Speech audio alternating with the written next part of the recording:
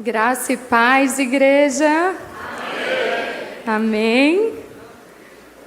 A gente está vendo, eu estou vendo, né? Muitos rostinhos novos aqui, alguns já conhecidos do ano passado. Queria me apresentar, não sei se todos me conhecem, eu acho que vocês podem sentar, que eu sempre esqueço de pedir para sentar. Mas na hora de ler a palavra do Senhor, eu vou pedir para que vocês levantem de novo, tá?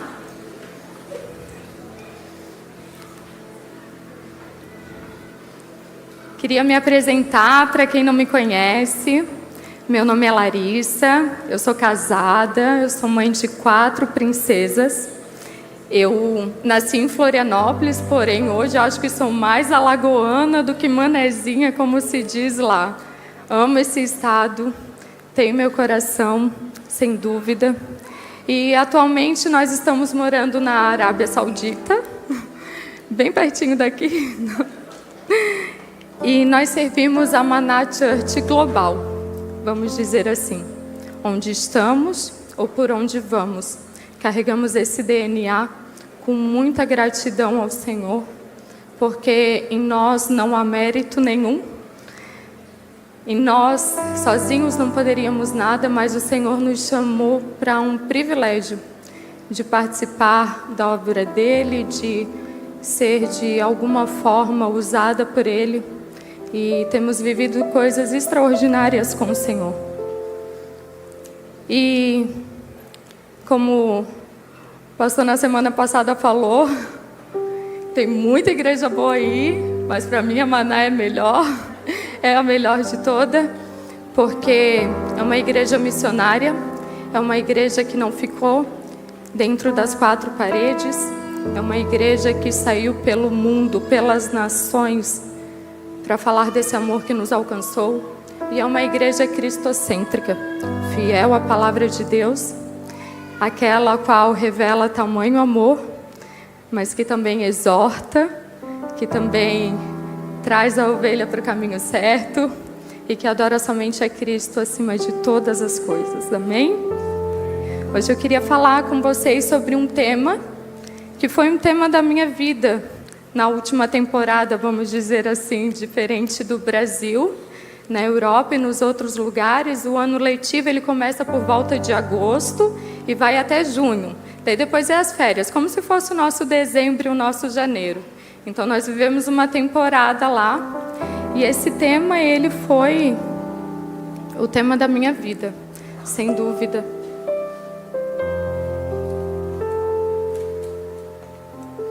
E o tema é: existe louvor em meio à poda. A minha oração é para que hoje Deus se revele uma totalidade sobre o nosso entendimento, o que Ele quer comunicar. Eu acho lindo o mover do Espírito Santo, porque desde que eu cheguei aqui e as ministrações de Manchester que eu tenho acompanhado, elas estão exatamente em uma linha. E Deus está querendo comunicar algo para a gente. O pastor Jefferson trouxe uma palavra poderosíssima sobre a graça no último domingo. A Isa trouxe uma palavra na quarta-feira sobre carrega a sua cruz. E eu estava ali sentada e eu falava assim: Isa, para de falar minha mensagem. Para, Isa, tá falando tudo. E eu vi que lá em Manchester estava sendo pregado sobre o egocentrismo. E eu falei: Deus, tu tá querendo falar. Nos atente. Abra os nossos olhos, os nossos ouvidos espirituais, para que a gente entenda o que tu está querendo nos dizer. E agora, como uma forma de reverência, não que você vai ser salvo por conta disso, nem que você vai para o inferno por conta disso, eu queria te convidar para você ficar de pé, para a gente ler a palavra do Senhor, para que o nosso corpo entenda a reverência que devemos dar à palavra de Deus. Vou pedir para vocês abrirem em João 15.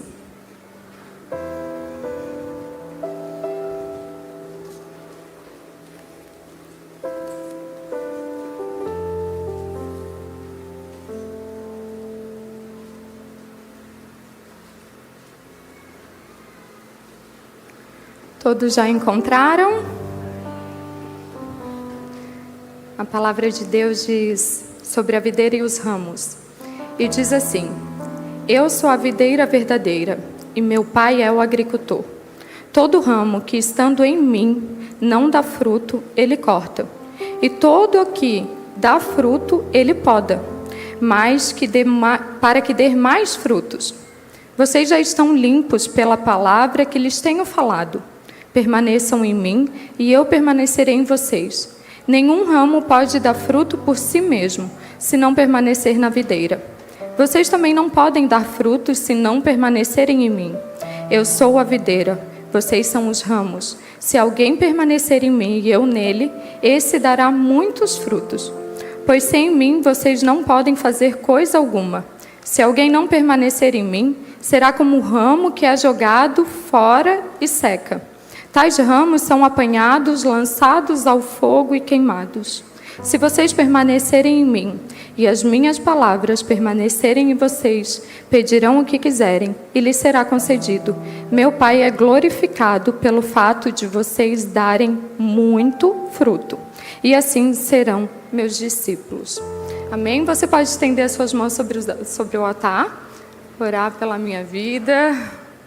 Deus, aqui está a tua santa palavra, Senhor. Tua palavra que nos instrui, tua palavra que nos exorta, Senhor. Obrigada, Senhor, porque temos o mais precioso dos manuais. Obrigada, Deus, porque os teus mandamentos, Senhor, eles são para nos fazer bem, Senhor, pois a tua palavra diz, Senhor, que bem tu sabes os planos que tu tem para nós e que não é de causar dano. Senhor, que o teu Espírito Santo possa vir nesse momento, abrir coração, Senhor, de cada pessoa aqui. Que essa palavra possa ser uma semente frutífera, Deus.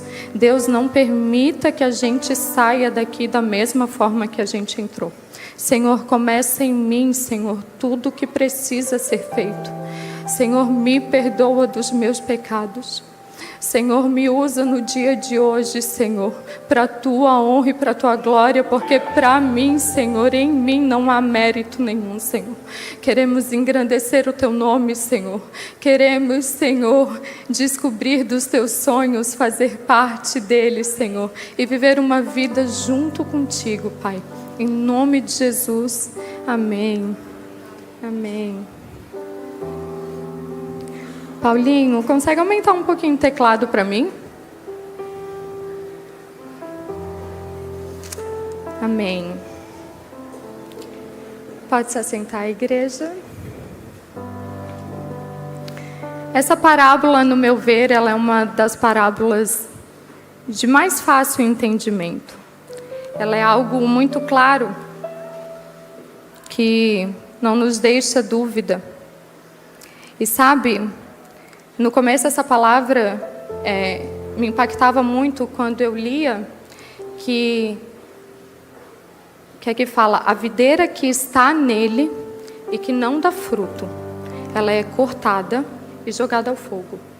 Uma vez eu já dei uma palavra aqui sobre isso, porque muitas vezes a gente está no Senhor e a gente acha que isso é o suficiente. Mas a palavra do Senhor diz que aquela videira que mesmo estando nele, quando ela não dá fruto, ela é cortada e jogada ao fogo. Só que agora o Senhor me alertou sobre a parte seguinte dessa passagem, que diz mas os ramos que dão frutos, esses ramos que estão nele, que dão frutos, ele poda, a fim que fiquem limpos e que deem mais uvas ainda. Sabe, está falando que aqueles que estão nele não dão frutos, ele corta e joga fora. A gente também tem outra parábola, onde o Senhor diz que o servo vai chegar diante dele e vai falar, Senhor, em teu nome fiz tantas coisas, expulsei demônios, curei enfermos. E o Senhor vai falar, aparta-te de mim porque não te conheço. São dois opostos com a mesma sentença. Um talvez com a motivação certa não exercendo, o outro exercendo com a motivação errada. Mas sabe, igreja, eu creio em nome de Jesus que nós somos essa videira que está nele e que dá frutos, amém? Amém. Mas essa videira, ela também é podada. Essa videira, ela também passa por processo. Essa videira, ela não tem uma estação perfeita todo o tempo. Ela não dá frutos perfeitos todo o tempo. No entanto, que ela precisa ser podada, cortada, para que ela dê ainda mais frutos. Mas ela dá frutos de acordo com o que ela acontece, de acordo com o que ela consegue. E ela também é submissa ao Senhor. Ela, mesmo sendo podada, na próxima estação, ela vem e dá novamente frutos. Sabe, aqui está falando que essa videira, independente das circunstâncias, independente do que ela vive, as raízes dela são profundas e que a poda não enfraquece ela e nem destrói ela. Porque o propósito da poda não é nos matar, é nos fazer frutificar ainda mais. E isso não é fácil. Ninguém falou que seria fácil. A Bíblia não nos falou que seria fácil. Como a palavra da graça, a qual hoje muitos fazem uma graça barata, como a palavra do carregue a sua cruz. Se nós somos crentes fiéis à palavra de Deus, que meditam nas Escrituras, isso deveria ser uma verdade para a gente e não uma surpresa. Que a nossa vida não seria um mar de rosas toda a vida. Que sim, nós teríamos aflições. Mas o próprio Jesus nos alertou e nos falou: tem de bom ânimo, porque eu venci o mundo. Sabe, quando a gente vê todas as histórias da Bíblia, todas as provações, todos os apóstolos, todos eles que perderam a vida por não negarem aquilo que eles tinham convicção, aquilo do que eles viveram. Porém, todavia, entretanto, eu estou fortemente convencida que depois do diabo, o nosso maior inimigo é o nosso eu. Nós estamos cheios do nosso eu. Estamos em uma busca desenfreada de realizações da alma, de metas, de condições financeiras, de família. E o maior dos mandamentos de Jesus é: ame o Senhor, o teu Deus, de todo o teu coração, e ame o teu próximo como a ti mesmo. E antes eu olhava essa palavra e eu falava assim: nossa, o Senhor nos exorta a nos amarmos, porque somos criação dele, né? Tudo que Deus faz é perfeito, a gente corrompeu, mas com Jesus ele nos olha, né? Ele vê o Filho dele na gente, somos criação dele. Porque o Espírito dele habita em nós, porque somos filho amado. E eu me exortava e falava assim, né? Olha para ti, dá valor a ti. Isso é uma verdade também. Porém, quando eu estava fazendo essa palavra, os meus olhos se atentou e viu o nível de dificuldade que a gente está hoje de amar ao nosso próximo, por conta do nível que a gente está se amando. A gente aumentou a régua para um nível muito grande. E isso muitas vezes vem de maneira sutil, que a gente não percebe. Hoje muitos vêm para o culto para receber. Hoje muitos procuram um culto com um pregador que gosta, ou o louvor que gosta, ou a música que gosta, ou vai na conferência porque aquele ministro vai estar lá, porque aquele pregador vai estar lá. Quando isso está tudo errado. Ou a gente vem, ou a gente não vem para a igreja porque tem uma pessoa que a gente não gosta dentro da igreja, ou porque alguém não nos cumprimentou de uma maneira como a gente tinha a expectativa de sermos cumprimentados, ou talvez porque alguma coisa aconteceu que não foi como eu queria. E eu queria perguntar onde que está Jesus no meio de todas essas questões. No meio do louvor que é tocado, no meio do pregador que está pregando, aonde está Jesus como a prioridade para você obedecer o mandamento dele, que era de ser igreja, que era de estar em comunhão com os irmãos. Aonde está Jesus? O nosso eu muitas vezes está na frente dele. E sabe, igreja, com todo o amor do mundo, eu queria dizer para vocês que esse culto não é para vocês. Esse louvor não é para vocês. Essa palavra não é para vocês. Esse serviço não é para vocês. Isso é para o Senhor.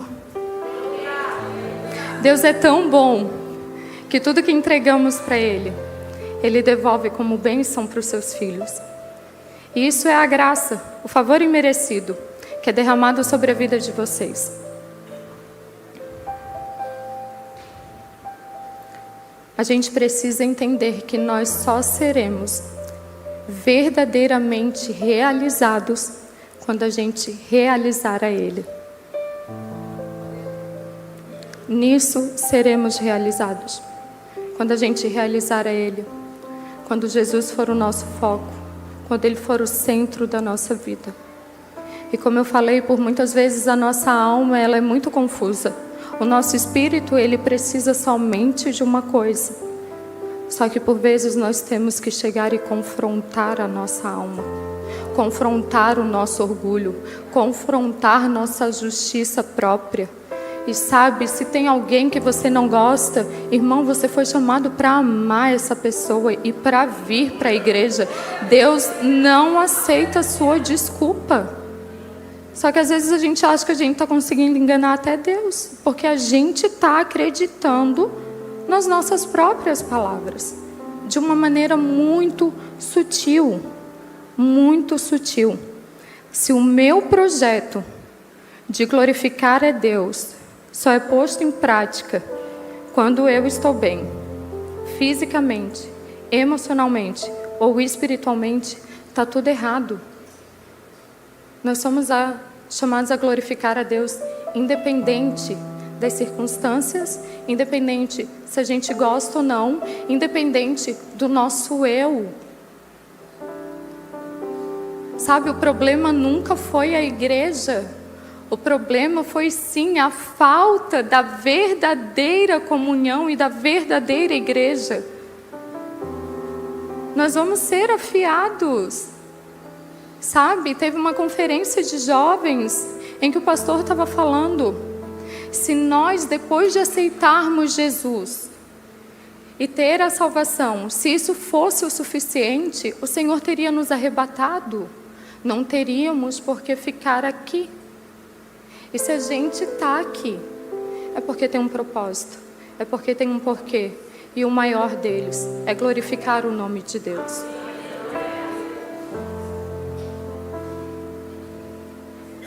E sabe, talvez eu falando com tanta convicção assim, você acha que eu posso exercer isso da maneira mais fácil e leve?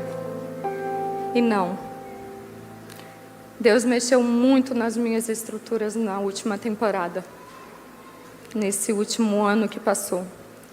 A gente vivia 8 anos em um país, chegamos lá, minha filha mais velha tinha 8 meses, eu só tinha uma, eu saí de lá com 4, nós estávamos super adaptados, nós tínhamos amigos mais chegados que irmãos.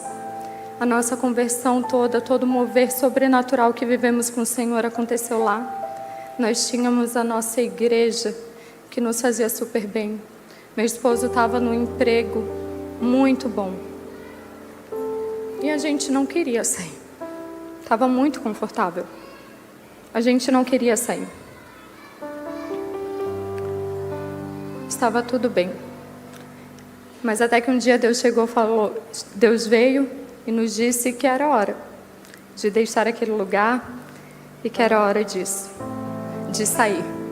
No meio disso eu estava em um pós-parto, Isso estava acontecendo tudo eu para ganhar o bebê.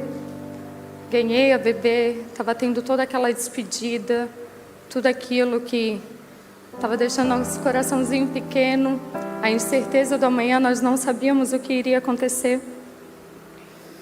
A gente veio para o Brasil e eu trouxe mala para 2 meses, porque eu falei, nós vamos ficar 1 mês de férias, depois nós vamos para onde Deus nos enviar, e depois de 1 mês chega a mudança.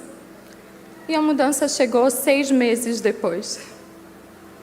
Nós ficamos 2 meses em um quarto de hotel, e era o melhor hotel da cidade, glória a Deus. A gente ficou num quarto de hotel, com 4 crianças, com uma bebê em introdução alimentar, que não tinha fogão, que eu não conseguia cozinhar as verdurinhas dela. Deus deu um giro de 180 graus na nossa vida. A gente morava num lugar muito frio, de 0 graus e negativo, e nós chegamos num calor com a sensação térmica de 50 graus, onde 3 horas da manhã eu via o termômetro e era 41 graus. Uma cultura totalmente diferente, uma religião oposta da nossa. E a gente se viu naquela situação e aquilo mexeu muito comigo. A rotina era totalmente diferente. No lugar que vivíamos, meu esposo treinava no mesmo horário que as meninas iam para a escola. Quando elas chegavam, nós tínhamos o nosso momento juntos, colocávamos elas para dormirem, nós perguntávamos da escola, orávamos, instruíamos. E quando chegamos lá, ele ficava no máximo 1 hora do dia com elas, porque era o oposto, elas iam para a escola e ele ia treinar. Por conta do calor, os treinos eram 10 horas da noite. Quando ele chegava, elas estavam dormindo. E aquilo começou a afligir o meu coração. Eu estava sentindo falta do meu marido, eu estava sentindo falta do pai das minhas filhas. E estava tudo dando errado, a casa estava demorando, as coisas não conseguiam se resolver, era tudo uma loucura e aquilo estava me afligindo. E parecia que não tinha partezinha nenhuma minha que eu podia dar para o Senhor, porque eu estava exausta.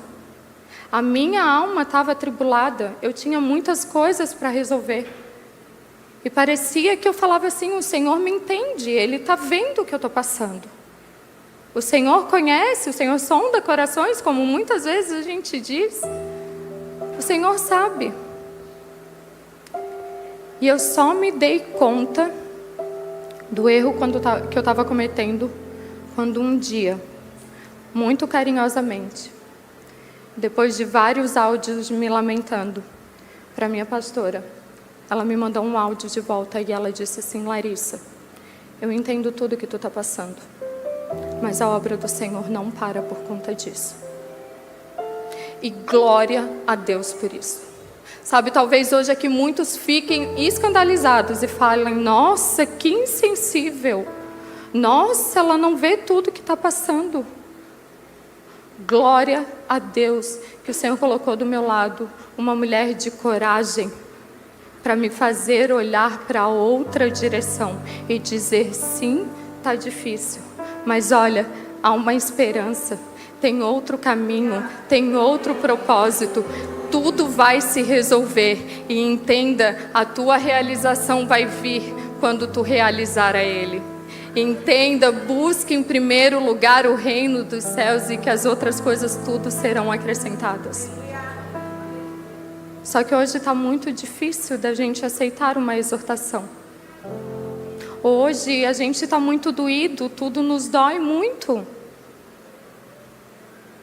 A gente acha que o erro é só da outra pessoa, que a outra pessoa é insensível. Quando a gente aceita cada vez mais mergulhar em um buraco de vitimismo, a qual, irmãos, esse lugar não é dos filhos de Deus. Vitimismo não é o lugar dos filhos de Deus. Não há espaço para sermos vítimas de um Deus que não negou o seu próprio Filho por amor a nós. o que mais Ele pode fazer por mim e por você.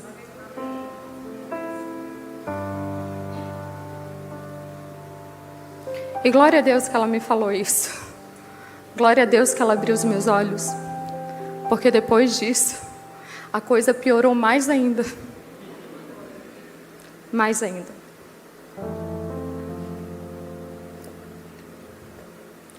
Nós já estávamos lá, era outubro, julho, agosto, setembro, outubro, quase novembro. Já estávamos lá há 5 meses. E nós queríamos muito levar os nossos pais. Eles estavam também ansiosos de saber como é que a gente estava vivendo. Eu lembro que meu pai me falava assim: filha, o pai está com um aperto no coração, eu não sei se tu está contando toda a história para o pai. O pai queria saber como tu está.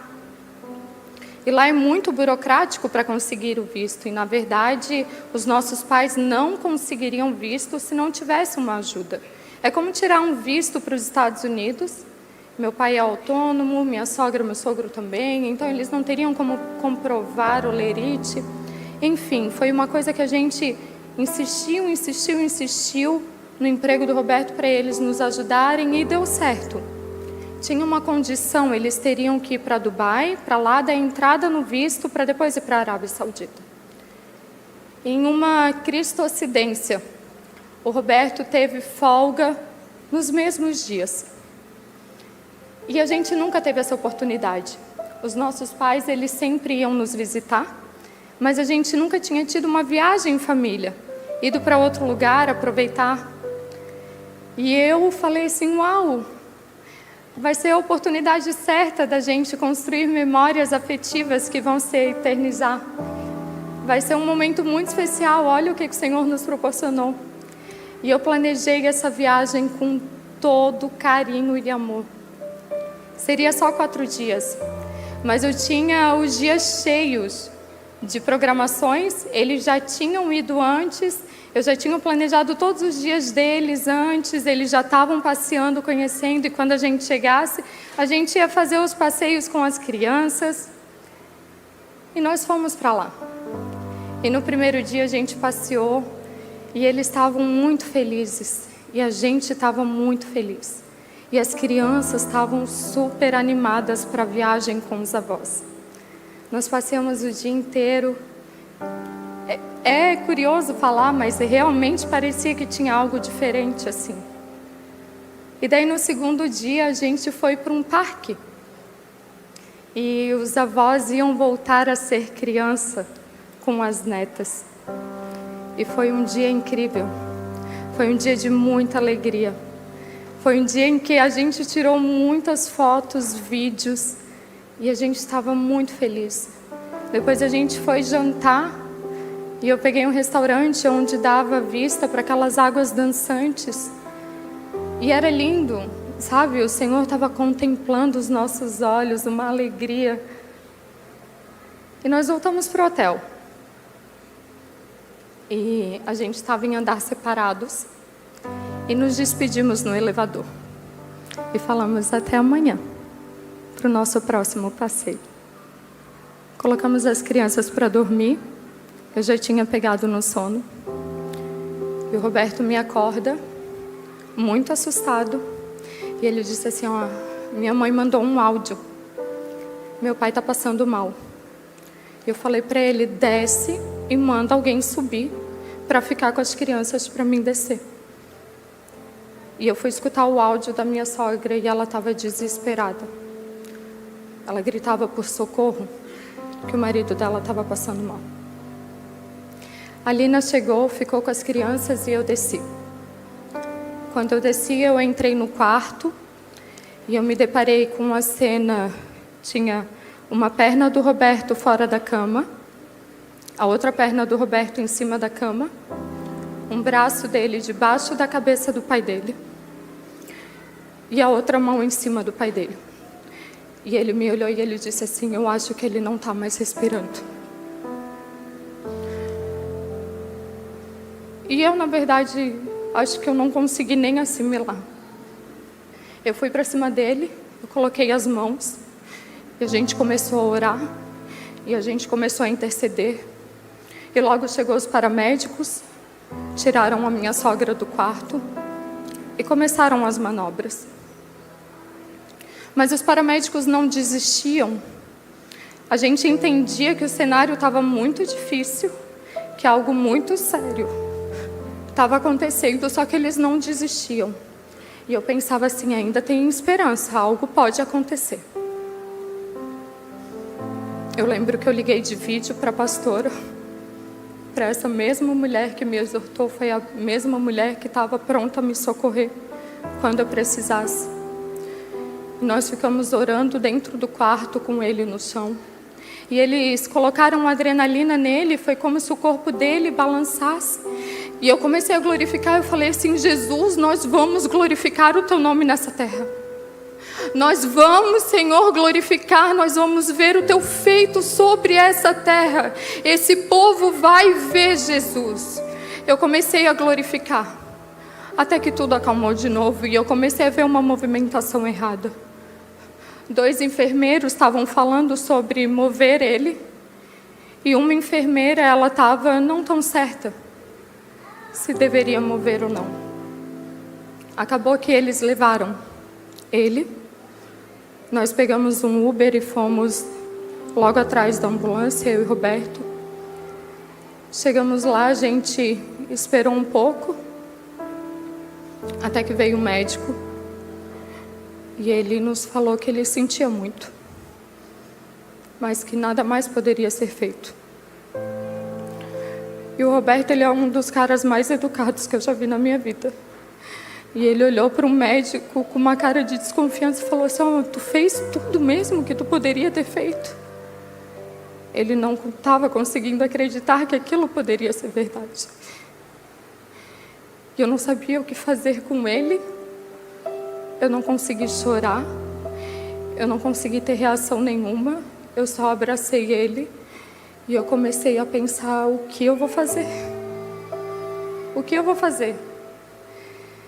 Como é que eu vou falar para minha sogra? Eu disse para o Roberto, a gente não pode ir para o hotel. Falar para ela lá, ela vai passar mal. Falei, chama ela no hospital, que se ela passar mal, pelo menos a gente já está aqui. E a minha sogra foi para o hospital. E quando ela chegou com uma sacolinha, com uma muda de roupa, porque ela achou que ela ia dormir com ele no hospital e que estava tudo bem. E a gente não falou nada, a gente nem precisou. Quando ela perguntou aonde ele estava, a gente abalou a cabeça e começamos a chorar. E ela falou assim, Roberto, meu marido não. Meu marido não, Roberto. E o Roberto tentava abraçar ela. E ela não conseguia receber o abraço. Ela não conseguia assimilar o que estava acontecendo. E eu falava, Senhor, o que está acontecendo aqui? Era para ser a viagem da nossa família. Era para ser as memórias afetivas que iriam se eternizar. O que está acontecendo aqui? E o médico entrou. E ela falou que ela queria ir ver ele. A gente perguntou se ela tinha certeza e ela disse que sim. Nós chegamos no quarto. Ele já estava dentro de um saco branco com zíper. Ele estava com as mãos cruzadas.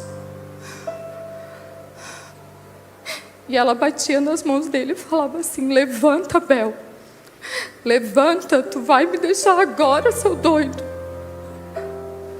E naquele momento eu desabei, porque não foi a viagem que eu tinha planejado. Eu só queria arrancar aquele sofrimento dele e dela. Eu só queria que aquilo ali fosse tudo uma mentira. E sabe, no Brasil a gente enterra a pessoa num dia depois. A gente estava em outro país. Nós precisamos ficar uma semana lá, remoendo isso, não conseguindo finalizar isso. A viagem que eu tinha planejado toda, eu tive que deixar de lado e eu tive que começar a planejar um enterro, um velório. Eu estava vendo a pessoa que eu mais amo nesse mundo destruída. Já estava tudo dando errado. Aquela viagem era também a nossa esperança de um alívio. Eu queria tirar a dor da minha sogra. Eu me colocava no lugar dela e eu falava: Senhor, eu não sei se eu conseguiria. Foi muito difícil. E eu comecei a clamar ao Senhor e eu disse: Deus, desde a minha conversão, eu fui constrangida pelo Teu amor. Eu conheci um amor a qual eu nunca tinha recebido na minha vida de uma maneira estrondosamente maravilhosa. Deus, eu sei que Tu permitisse que tudo isso aqui acontecesse, mas me dá os Teus olhos agora. Eu falei: me dá os Teus olhos, me faz eu enxergar, Senhor, o que está acontecendo aqui. Me dá os Teus olhos espirituais. E foi quando, no passar dos dias, o Senhor começou a me atentar pelo privilégio de poder ter tido dado tchau, pelo privilégio de poder ter tido esses 2 dias,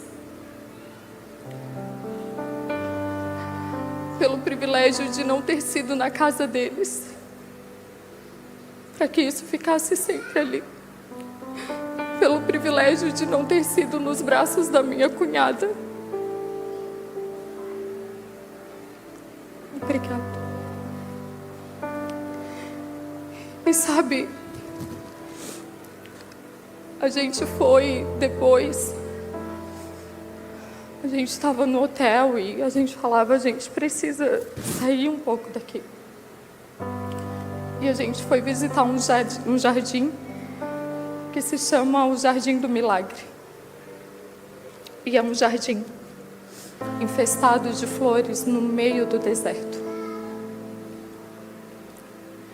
E Deus me mostrou que ali, no deserto, era possível florescer.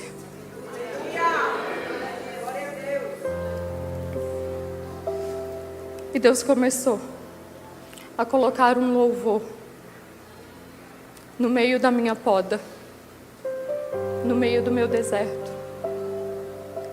E Ele começou a me lembrar de quem Ele era. Ele começou a me dar os olhos dele. No encarte do velório do meu sogro, quando eu vi, era a foto do batismo dele, aqui nessa igreja. E o Senhor me falou: Larissa, os teus olhos físicos vão ver ele morto, mas os teus olhos espirituais vão ter a certeza que ele está vivo. E o Senhor começou a colocar um louvor no meio do meu deserto. E não era de alegria, de ânimo. Sabe, eu cantava aquela música que diz: quando eu chorar, vou me lembrar que até aqui Tua mão me sustentou. Digo a minha alma, espera em Deus, pois ainda o louvarei, eu louvarei. Quando eu chorar, vou me lembrar que até aqui Tua mão me sustentou. Digo a minha alma, espera em Deus, pois ainda o louvarei, eu louvarei. Sabe, existe um louvor em meio à minha e à sua dificuldade. Existe um louvor em meio ao nosso deserto.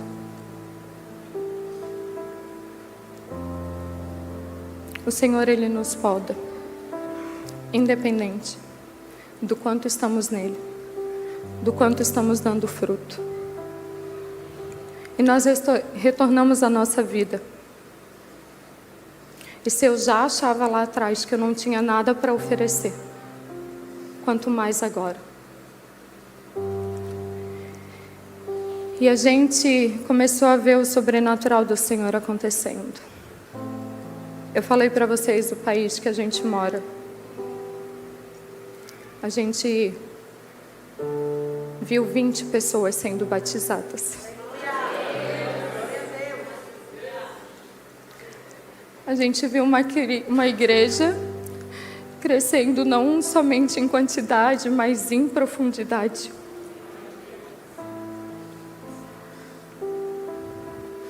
E aquilo era improvável diante do cenário e diante das circunstâncias. Mas não era improvável para Deus.